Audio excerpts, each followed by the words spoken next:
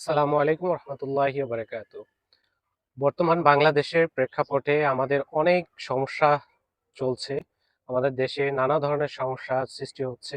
রাজনৈতিক প্রতিকূলতা, বাধা বিপত্তি, আহ, পাল্টা হামলা, ভাঙচুর সবকিছুই চলছে। তবে সবথেকে আলোচনার একটা বিষয়, যে বিষয়টি আমাদের সকলের জানা দরকার বা আমাদের সচেতন থাকা দরকার, সে বিষয়টি হলো মাইক্রোপ্লাস্টিক। মাইক্রোপ্লাস্টিক আসলে কি? মাইক্রোপ্লাস্টিক হলো প্লাস্টিকের ক্ষুদ্রতম একটা কণা, যা আমরা খালি চোখে দেখতে পাই না। 5 মিলিমিটারের থেকে কম ক্ষুদ্র কণাকে হলো মাইক্রোপ্লাস্টিক বলে, যেটা বর্তমানে আমাদের দেহে প্রবেশ করছে বাতাসের মাধ্যমে, খাবারের মাধ্যমে, পানির মাধ্যমে।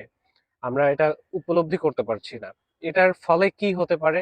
আমাদের স্বাস্থ্য ঝুঁকিটা আসলে কি? আমরা মারাত্মক রোগে আক্রান্ত হতে পারি, ক্যান্সার পর্যন্ত হতে পারে, আমাদের রোগ প্রতিরোধ ক্ষমতা কমে যায়। এর থেকে রেহাই পাওয়ার উপায় আসলে কি আছে? রেহাই পাওয়ার উপায় একটাই, আমাদের প্লাস্টিকের ব্যবহার কমাতে হবে। এছাড়া আর কোনো উপায় নেই যার মাধ্যমে আমরা মাইক্রোপ্লাস্টিক থেকে নিজেদেরকে রক্ষা করতে পারি।